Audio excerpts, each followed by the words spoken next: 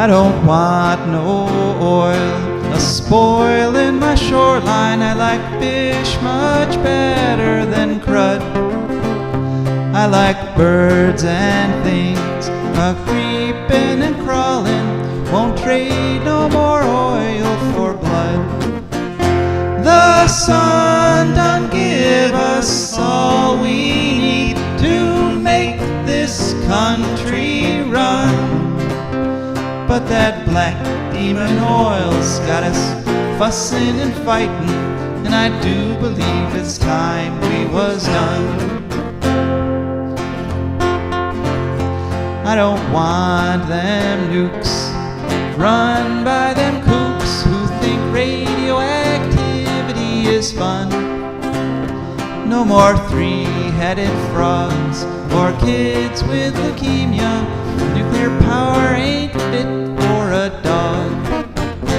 The sun done give us all we need to make this country run. But that nuclear power's got us fussing and fighting, and I do believe it's time we was done. No nukes! Good morning, Toledo, and good afternoon, Columbus. Hello to everyone on the internet, wherever and whatever you may be, and welcome to our listeners on Pacifica stations all over the country. We are continuing to add new stations each week, and we're very grateful for each and every one of those. My name is Joe DeMare, and I'm here with my wonderful co-host, Rebecca Wood. Yes, and together Rebecca and I are creating an hour of radio called For a Green Future. For a Green Future is a show where we talk about ecology and the environment. And we talk about them in the ways that they affect you, your wealth, your health, and happiness, the wealth and health and happiness of your friends and family, and the little bunny rabbits and the birds and the bees and everybody and everything. Because, like it or not, all of us are wrapped up together on this wonderful planet called Earth. And Some lady that I am Facebook friends with was posting about invasive bunnies, which are out competing the local bunnies. really? Yeah. Okay. Well, we'll have Very sinister. to do a show about that. Invasive bunnies. Yeah, but we do have a fantastic show lined up for you today, this Easter Sunday. Happy Easter, everybody. And it's it's a great day in the Catholic religion, and it's kind of an interesting religious celebration. Oh, but first let me go over what we're going to do here. We're going to chat for the next 10 minutes or so, and hopefully at some point we'll hear from you at 877-909-1007. That's 877-909-1007. Or you can text at any time at 419-973-5841. That is 419-973-5841 on any environmental or ecological topic. And we will read your text on the air. We'll take your call. And we're happy to do that because this is a call-in show. So after our little chat, we have an interview with a fantastic woman named Diane Wilson. And Diane Wilson has decided to take on Dow Chemical down there in Seadrift, Texas. And her battle has important implications for everybody nationwide because what she's trying to do is to get Dow Chemical to stop dumping millions and millions of plastic nurdles, they're called, into the ocean and into the waters around Seadrift, Texas. And she's also trying to stop Dow wants to build 4 nuclear power plants down there. Oh. Yeah. Oh, yes. So after our interview with Diane, we'll hear from our patrons, the fantastic people who make this show possible.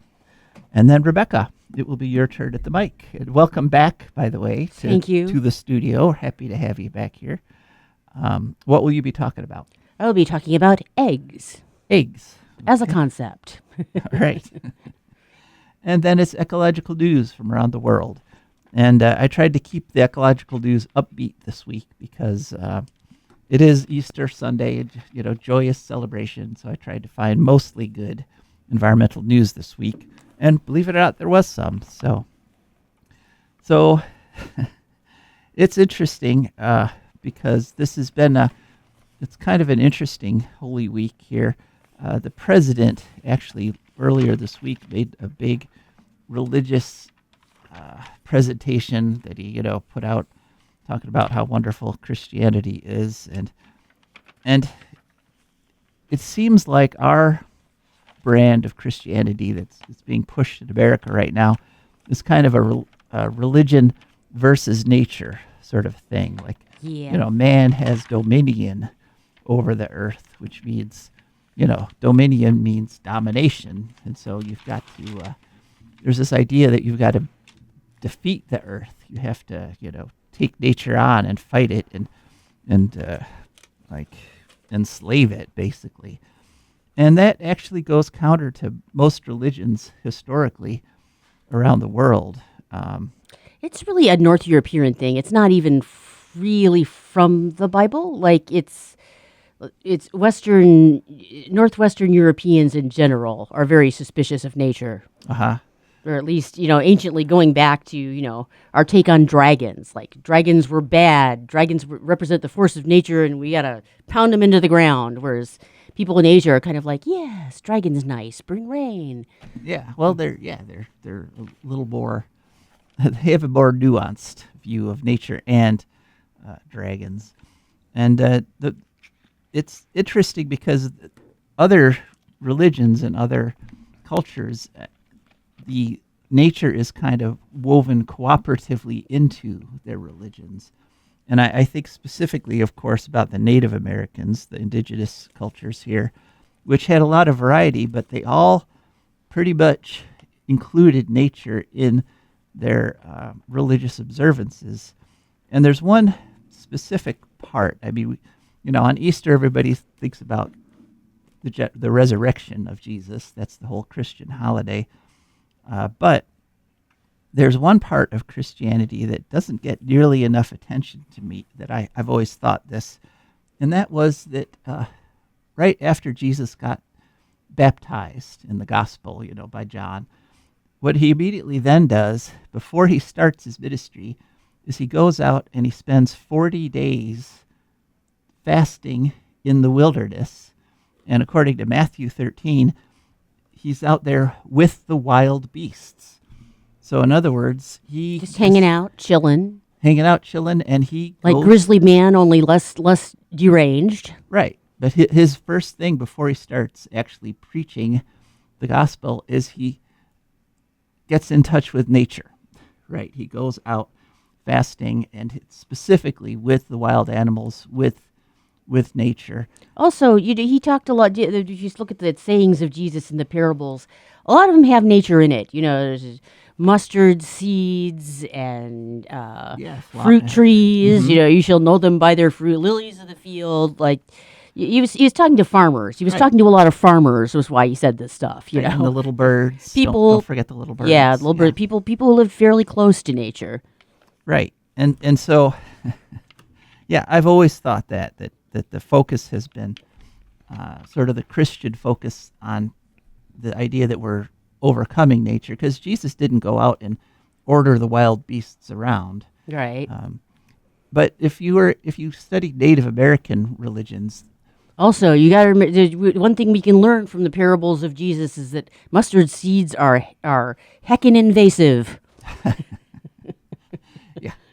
Well, but if you study Native American religion, indigenous religions, a lot of people in indigenous religions would recognize that what Jesus did out there was essentially what they call a vision quest. And that's a very important point in a lot of indigenous religions, where people go out as when they come of age. They're like Australian walkabouts yeah, for kind of. indigenous people. But you go out and you spend, like 30 days, a week, a month, depending, fasting, and you're just out there with nature. You're not, you've gotten away from other humans, and you sort of go out and you ask questions of the divine, of nature. You ask things like what your adult name is, what's your purpose in life. And that's what I saw Jesus doing in that gospel, and in Matthew and Mark, going out into nature. And in order to do that, there has to be nature. Yes. In order to sort of commune with the wild, you have to leave some wild. You can't have everything, dominated. You can't, you don't get the same experience if you go out into a cornfield for 30 days. You might see some crows and stuff, but you're not going to. Somebody's probably going to spray something on you that's not good. Yeah, you might get sprayed, and it's hard to explain. It's hard to put into words just how important it is for there to be natural wild areas where. Or there was also the story of the corn mother, right? Who sacrificed herself so that the corn could grow and people wouldn't die of famine. Oh, I don't know that one. Yeah. But there's a lot of stories, a lot of myths, and they all have important lessons to learn. And our story, the Christian story, because I identify as a Christian. The renewal of Easter it's a beautiful thing, all right. And so I want to wish everybody a happy Easter, but I also want to say, that we need to get away from one of the things that we always celebrate with Easter in spring is the rebirth of nature. The flowers are blooming, the trees start. That was the moving out original Easter, Yostre, the goddess Yostre, who we talked about before, who represented, the resilience of nature in a lot of ways. And that's a really valuable lesson that, if we work with nature, nature is resilient. Nature will come through for you. Yeah, exactly. And so happy Easter, and think about not just human stuff, but think about the natural stuff that also needs renewal and promises us happier days. 'Cause, Baby bunnies and chicks are miracles too. yeah, and awfully cute. Even the invasive ones, I guess. All right. Well, that's all I wanted to talk about at the start of the show. And now I'd like to go one thing that another thing Jesus did on that trip out into the wilderness was he fasted, and that's an important. Fasting has become, hunger strikes have become an important nonviolent tool in people trying to do social change. Actually, in traditional Bronze Age Irish culture, there was a in pagan times there was a custom where you could fast against someone, or even as far back as ancient Hindu Aryan religion, you could gain power by fasting to the point where you could become so powerful you could demand something of the gods. Wow. And they couldn't refuse because you were so holy at this point. Wow, that's Or cool. if a nobleman did you wrong in ancient Ireland, you could just sit there outside his gate and fast and embarrass him till he does right by you. Huh. Interesting. I had no idea about that. Well, And that's hunger striking in Ireland became a thing, and then it spread. well, Oh. and our guest that the interview we're about to hear, Diane, is at this point on her 30th day of a hunger strike, and you can kind of tell it in her answers. She's a little bit, a little bit off on some of it, but it's still, a very clear purpose and very focused interview. So let's go to that interview now. All right. Hello, and welcome to For a Green Future. Could you please share with us your name and your organization? My name is Diane Wilson, and I am Executive Director of San Antonio Bay Estuarine Waterkeeper. Okay. And just for the benefit of our radio station listeners, I want to say that you're coming to us live from your tent, which is Right. parked right in front of Dow Chemical there. That's right. We're in the ditch. We're on the only public spot around this place, and we've been here 30 days. 30 days. Wow. And this place, the name of your town there? Seadrift, Seadrift. It's probably the last authentic fishing village on the whole Texas Gulf Coast. These are fishermen. This is a fishing community, or was once. Yeah. Mm-hmm. And so you're camping out there in front of Dow Chemical. Why? Why are you there? Well, I'm on a hunger strike. This is my 30th day of a hunger strike, and I'm here for two reasons. Is we're trying to get Dow Chemical Unicarbide / they're both kind of parties to the same facility, and they have been discharging illegal plastic pellets for decades into the Victoria Barge Canal, the San Antonio Bay, the Mission Bay, around the Gulf Bio, which is the drinking water source for all of Port Lavaca, and we're trying to get them to zero discharge of plastics. We filed a citizen clean water suit against them for all their violations, and 2 days before we filed in court, the state of Texas under Ken Paxton, not what you call real progressive, they jumped ahead of us and knocked our clean water suit out. And personally, I feel like it was a sweetheart deal to keep Dow from facing greater restrictions and violations than with their own permit. Because in 2019, we filed a citizen suit against Formosa Plastics, another plastic plant around here, around Matagorda Bay, and we got a $50 million settlement. We got zero discharge of plastics. We got monitoring. We got enforcement, and they had to clean up their plastic in both Cox's Creek and Lavaca Matagorda Bay. And so basically, I don't think Dow or any of these plastic plants want what Formosa did. I think they want to do the old way of doing stuff. Mm-hmm. And you, in fact, won the Goldman Prize for that whole battle against Formosa practice. Yes. In 2023, yeah. Yeah. So obviously, if Formosa is doing it, all the plastic right, and they're doing manufacturers could do it. The plastics has diminished a lot. They're still not at zero discharge. It's and the thing of it is we have a long list of companies throughout the world who have did zero discharge of plastics, and the technology is out there. It's convincing companies to invest in those technologies and go for zero discharge. And I think they're all avoiding it. The TCEQ, the state, I think at one time they tried to put out, is it possible? Could we do zero discharge of plastic for the plastic companies? And I think industry smashed that one real good. I think industry has a lot of influence on the state and federal agencies, and the bills that are passed or not passed in the Texas legislature. Mm-hmm. So you guys have been finding millions of these nurdles coming out of this plant. What exactly is a nurdle, and why is it a problem?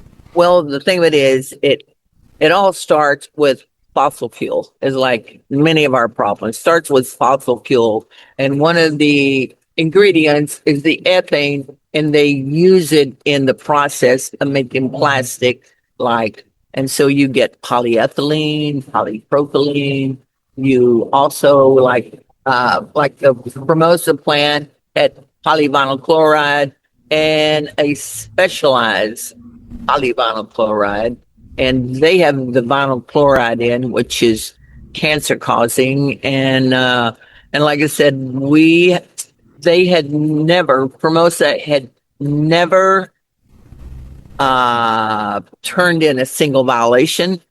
The state of Texas had never fined them ever for a single violation. So to file the suit, we had to gather it. And so, believe it or not, the folks I was working with to get all of those samples was workers from the plant.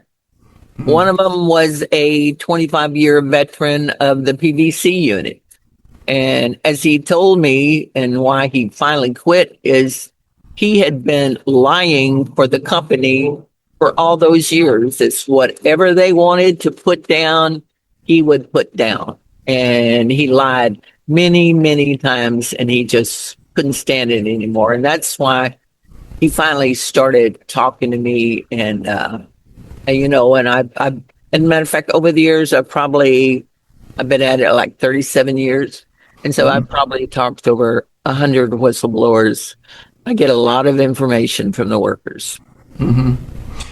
So these nurdles are basically, they're a step in the process of making. They are, and actually they're the product. Like Formosa makes 1 trillion pellets a day, and Wow. they make everything, the water bottles, it makes all the things you see plastic, you know, packaging, raincoats, purses, bottles, you name it, anything plastic, it comes from the plastic. That's the product. It's either powder or it's pellet. So the plastics is kind of half of what you're protesting, right? What's the other half? The other thing is that, you know, all of this push by the Trump administration to go nuclear, well, they are putting the first of its kind, never done in the United States, and putting it in this little fishing community right where we have many, many, many hurricanes that have wiped out some of these communities, literally wiped them out. And they want to put an experimental, never before done in the United States. And it is, and they're not, you know, on all these nuclear reactors, you see these big steel enforced cement domes to keep out any leaks from harming. Well, there's none of that because they've got this very unusual, it's kind of like a big pinball machine, and you just pinballs just popping out all over the place. And that, they tell us, is their containment, and there will be no leaks, no explosions, no meltdowns, any of that, because they feel assured that those balls won't ever get you know, destroyed during their pinball activity, and that you know, the thing of it is, they haven't even built the facility to produce these things. And so where's the proof? And it's in our community. And you know, and they talked about the Guadalupe River that flooded last year, and all those people that died. The Guadalupe River ends right here. And so all of our contentions about safety with not having a containment or anything to protect the population or the bays or anything down here, that gets knocked out. Hurricanes, no, not to worry about. They've got it solved. And it's like, I feel they've come down to this small little hidden part, rural neck of the woods down here. And I will tell you, quite frankly, you ask anybody in Seadrift, what's the most important thing that ever happened in Seadrift? And they'll tell you, Bonnie and Clyde used to come down and hide out down here. So it's a good place to hide. And it's like, obviously it's a good place for Dow to come down and bring down their experimental nuclear reactors. And the thing of it is they are going to use that nuclear reactor to power their process so they can make more polypropylene pellets, which is contaminating our base. And the thing of it is, in the process, they're laying off 4,200 workers globally, and they're bringing in AI. So it's like, they're going to lay off workers, they're going to bring in AI, and they're going to put this whole little part of the world down here at risk. And apparently it's A-okay with them. So you've probably seen the Harvard study that shows that the nearer people are to a nuclear plant, the more likely they are to get cancer. Yes. You Yes. folks already, just based on the chemical industries, you've got some of Oh the my worst. God. Yes. Yes. Matter of fact, we've got I don't know whether y'all know of her. Her name is Dr. Phoebe Stapleton, and she's one of the premier scientists in the country that have been looking at microplastics in mothers and mothers that are pregnant and the way it goes from the placenta to the children and it's all even about just the inhalation of microplastics. And right now, there is scientists been studying Matagorda Bay, and they're finding microplastic not only in the shell, it's in the tissue. So it's microplastic is in the tissue of oysters that our fishermen harvest and sell. And so it's setting a dangerous precedence. And I do know they're going to start doing a health study down here because there's none been down here where you can bring whatever. I mean, they let anything come in. They give them all the water. Look what's happening in Corpus Christi. They're going broke. I mean, broke on water. I mean, and they've given it all to industry. And so here we sit with these monstrous projects that they're coming up with and sure not getting help from the EPA or the state or other than a sweetheart deal with the state of Texas and Ken Paxton. And so citizens have to stand up or else they're going to lose their community. And I flatly refuse to allow that. I flatly refuse. They are not getting our community. They're not getting our bay.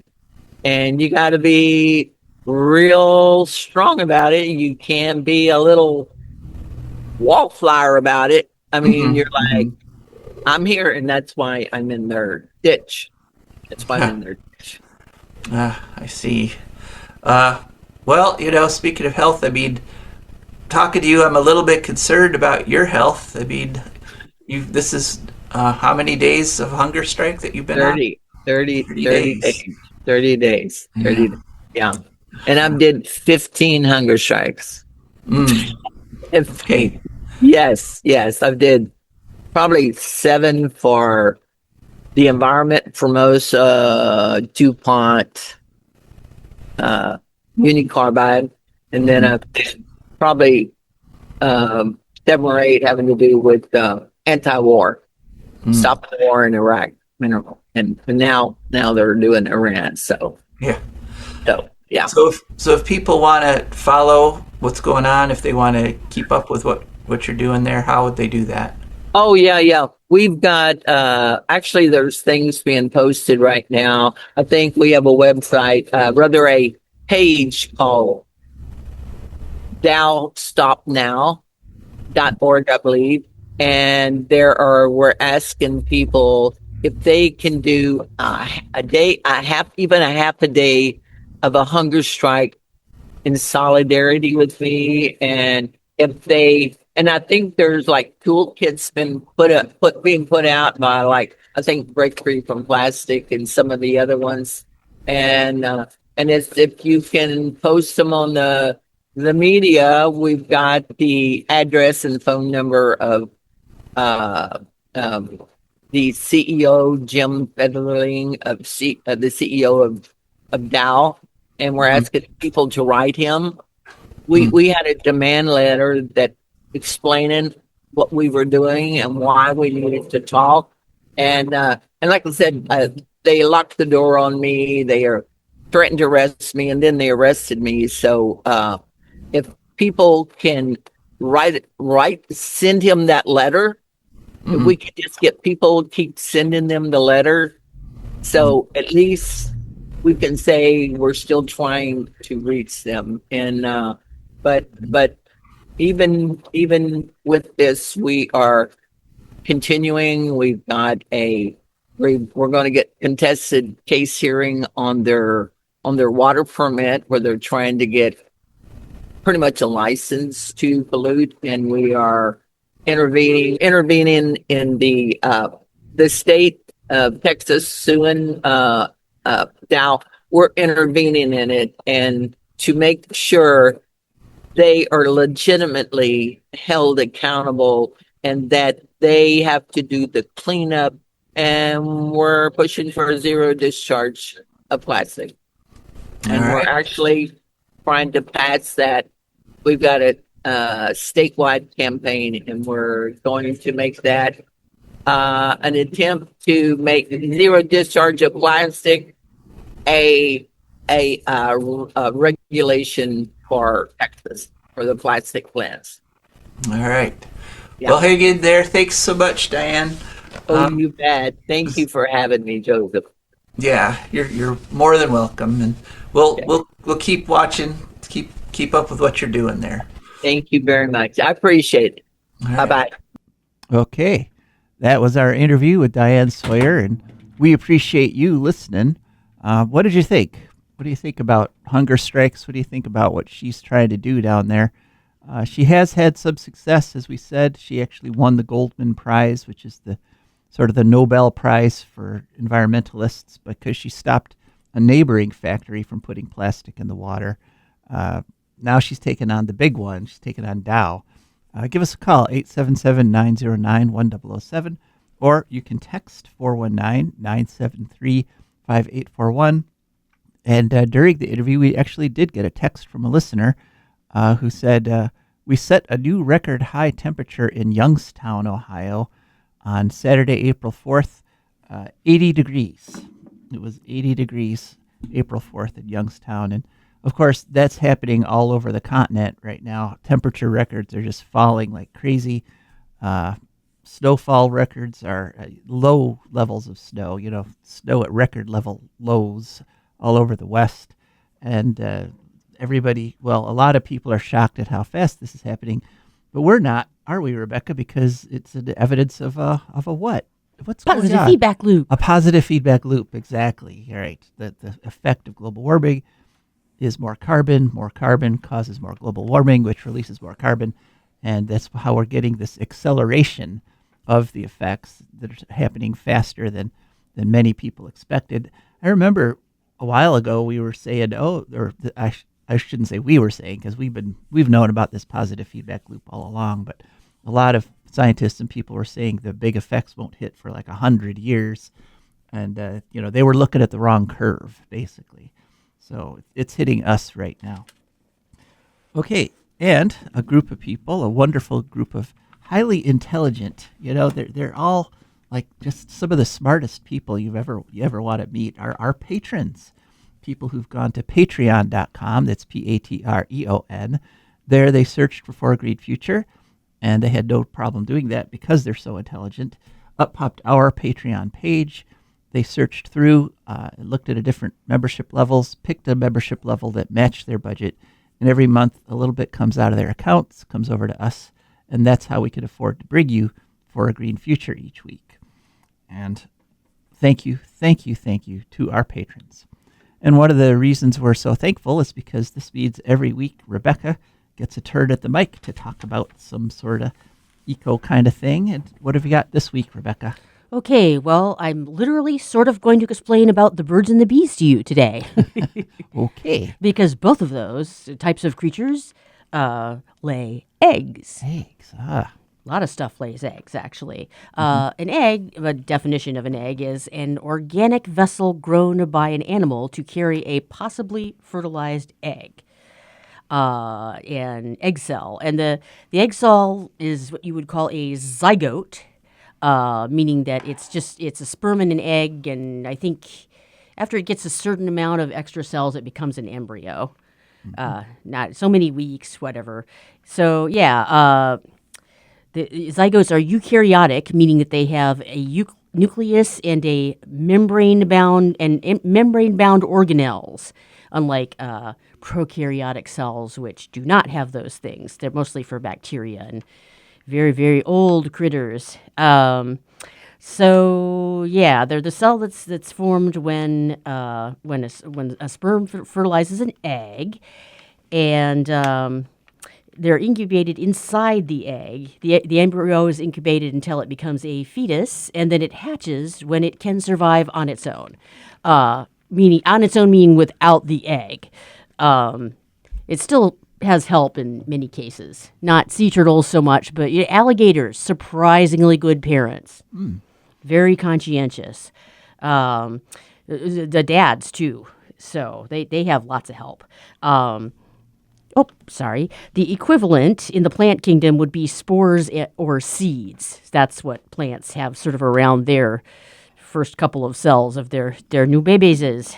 But a lot of animals lay eggs, including most arthropods, which are just basically invertebrate animals like crustaceans and insects, bugs, shrimp is bugs. So, right. Most vertebrates, excluding live-bearing mammals, like us, for example. We are live-bearing animals. We have eggs, but they pretty much stay inside of you until they're red. They're not eggs anymore. So we don't have like the kind where that exist out of the body and shield your young outside of your body like that. Also, other critters that lay eggs would be reptiles, birds, and monotremes, which all lay out of the water and have a protective shell. Monotremes being platypuses and echidna, which are just basically mammals that lay eggs. So that's kind of a circular definition.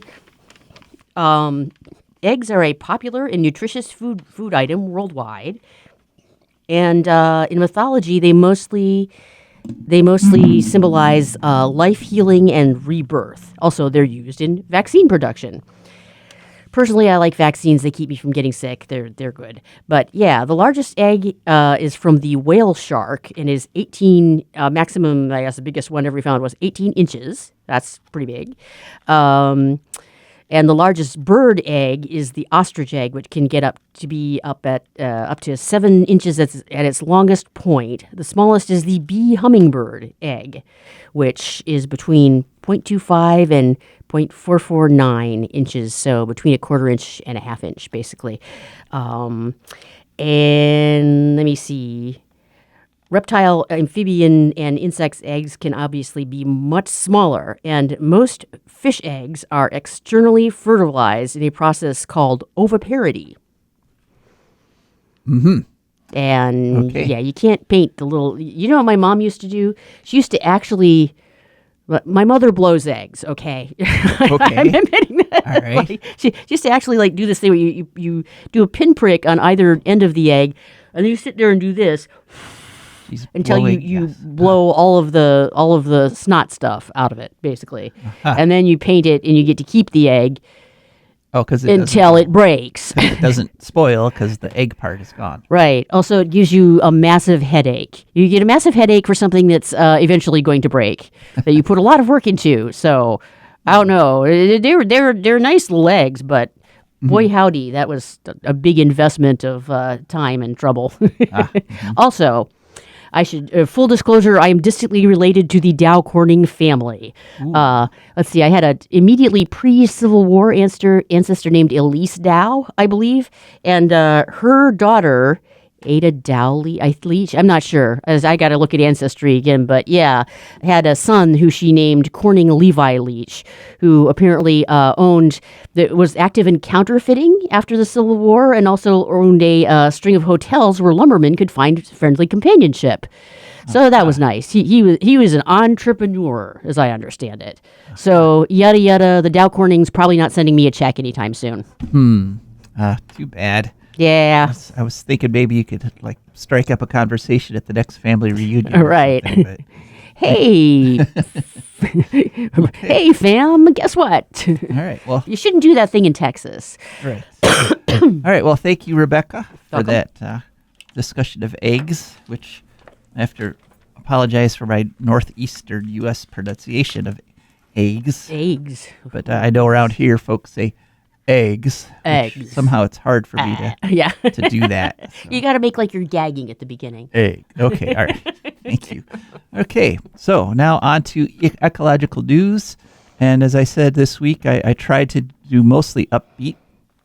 And there is some good news in terms of Trump administration court failures in terms of environmental things. Good. There was a press release by the Center for Biological Diversity on March 31st.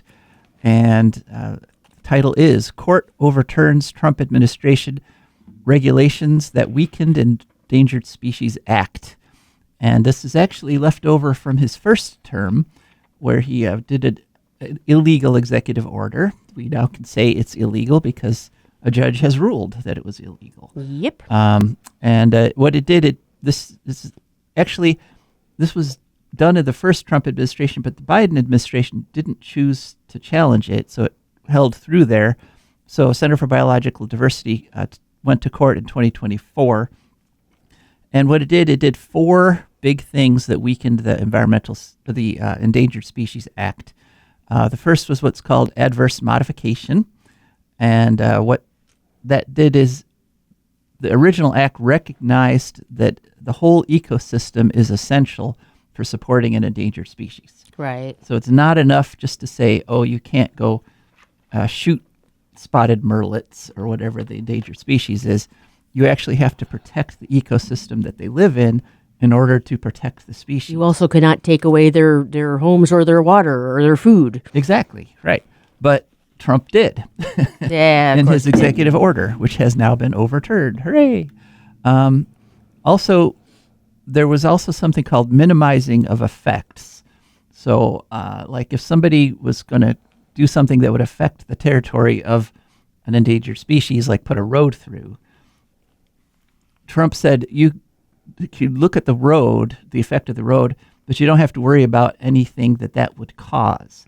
So in other words, Isn't the effect things that it causes by definition? Well, yes, and that's what the judge pointed out. Okay. But what the executive order allowed you to do was pretend that you could put a road in, but then that wouldn't lead to like suburban developments or malls or gas stations. It's just going to be a road to nowhere. Yeah, it's just going to be a road. And we don't have to worry about the effects of the road. Right. And that also allowed for what was called face value. In other words, the people that wanted to destroy an area that affected an endangered species could make a promise, could say something like, well, there won't be any malls put in there, or we could build, bird houses and that'll take care of it. And so all that was required under Trump was to just say that. You didn't actually have to put in any... Of course. You didn't have to put in any kind of plan to do it or set aside any resources to do it. You just have to say, oh, well, we could do this or that or the other, and then it would take care of it. And that used to be good enough, but not anymore. Gosh darn it. And the final thing that his executive order did that got overturned was you were allowed to ignore the ongoing harm in reality. In other words, if you allowed some activity under the Endangered Species Act and it started to actually kill the endangered species, wipe out the endangered species, Trump's executive order says you don't have to worry about that. The whole decision was done, so you can just go ahead and keep going. But now people who want to protect the species can say, look, you said it wouldn't hurt. Right, and it is. And it is hurting them, so we have to change. So that's good news. Another big loss on Trump's count was, this is also in Center for Biological Diversity on March 25th. Victory.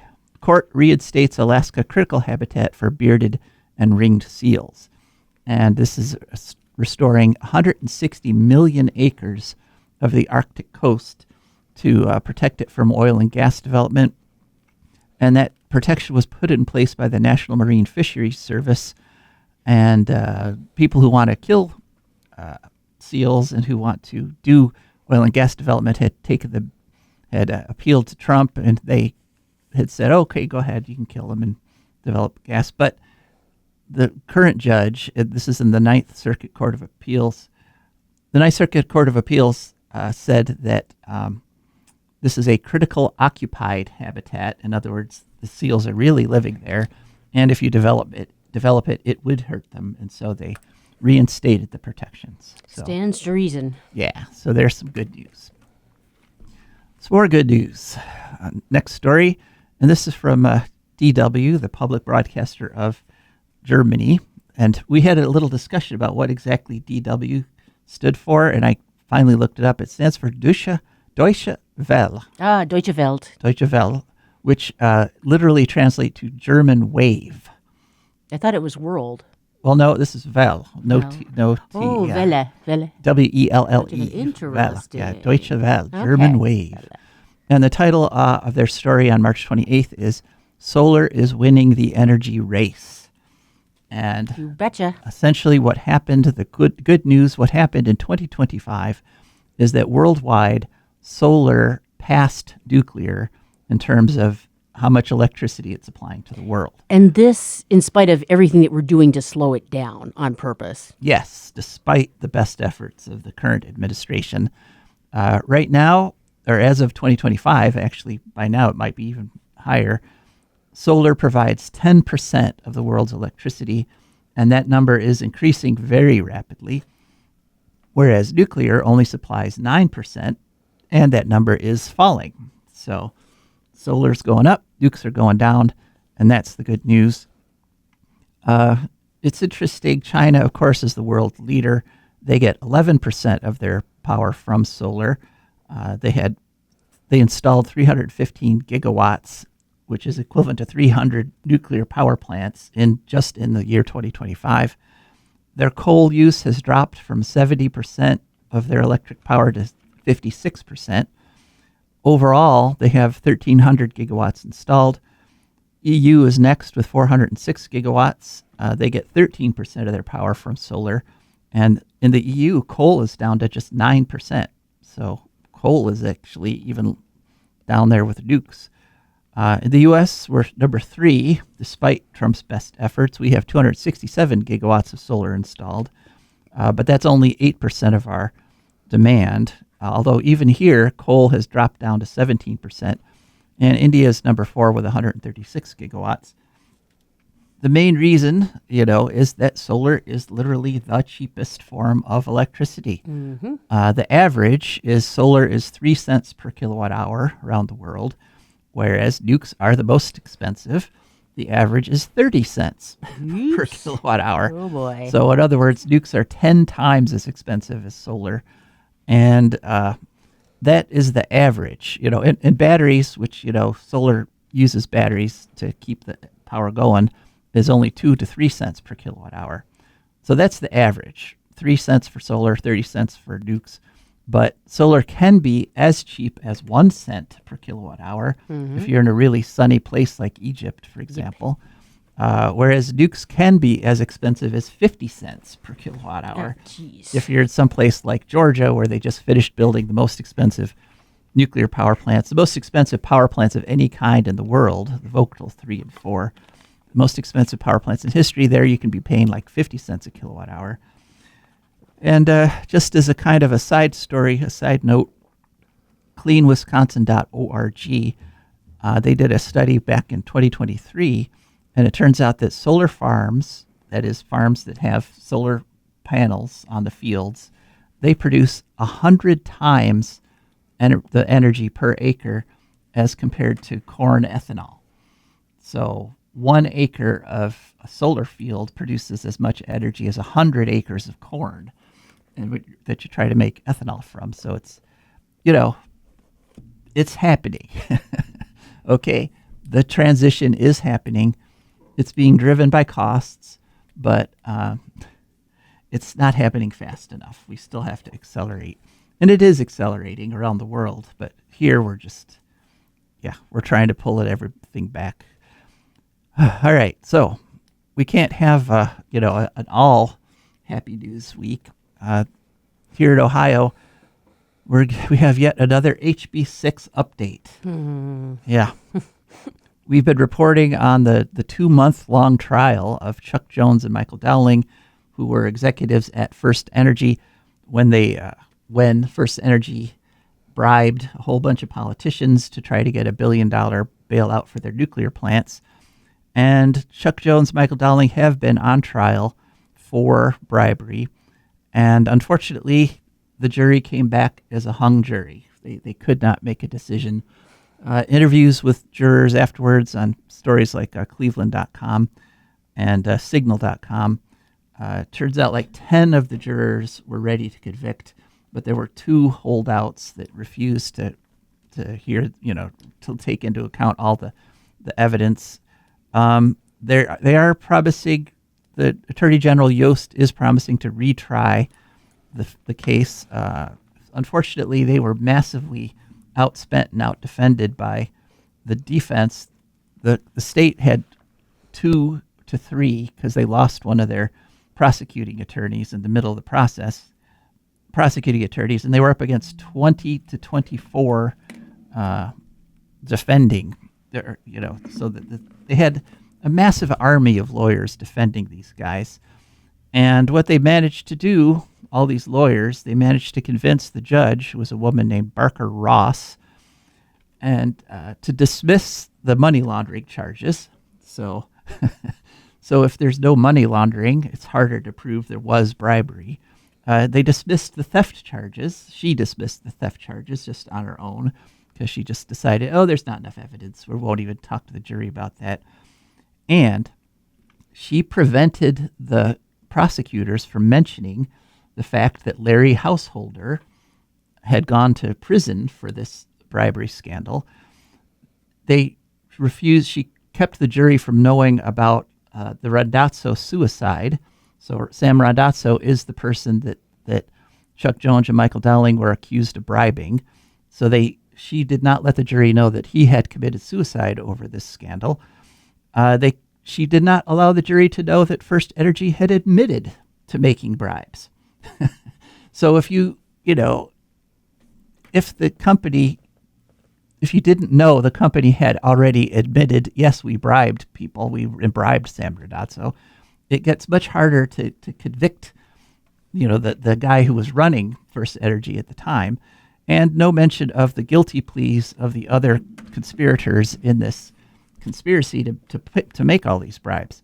So basically, she hamstrung the prosecution from the beginning. So it's not surprising that they weren't able to come up with a conviction, but it's also kind of encouraging that still 10 out of the 12 were ready to convict, and so hopefully the prosecution will do a better job the next time around. Okay, how are we doing here? So moving right along, 10:54. So what do you think, Rebecca, this whole... Okay, I have a dumb question. Go ahead. Okay, the state legislator of Ohio and other states, they also have a House of Representatives and a Senate? Yes. Mm-hmm. Okay, so just like the national and microcosm. All right. Mm-hmm. Yes, and Larry Householder was head of the Ohio House. And he is currently serving 20 years for bribery. Yay! Yeah. Although, as we've reported before, he's appealed to the Supreme Court, and his appeal is based on the idea that there should not be any law against bribery.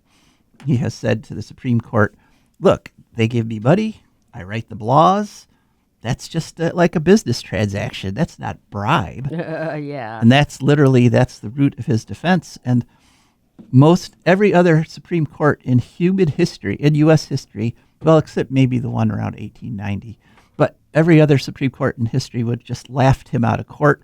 But our Supreme Court has decided to hear this idea that makes bribery legal. So let's hope he fails miserably. Knocking on some wood here. Okay, next story. Interesting, the situation with gas prices going through the roof has had a mixed effect on electric car sales. Some places, electric car sales are up quite a bit. Like in the EU, they went up 21%. In South Korea, they're up 300%. Places that are getting hit hard by the blockage of the fossil fuels in the Straits of Hormuz. But actually in China, they fell year over year. because China got rid of, they had a lot of tax incentives to encourage people to buy electric cars. There's still a healthy rate of sales, but the sales have dropped by 26%.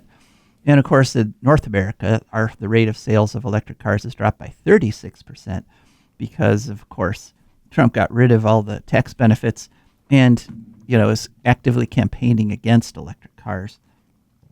So there is increasing interest. More and more people are looking into buying electric cars.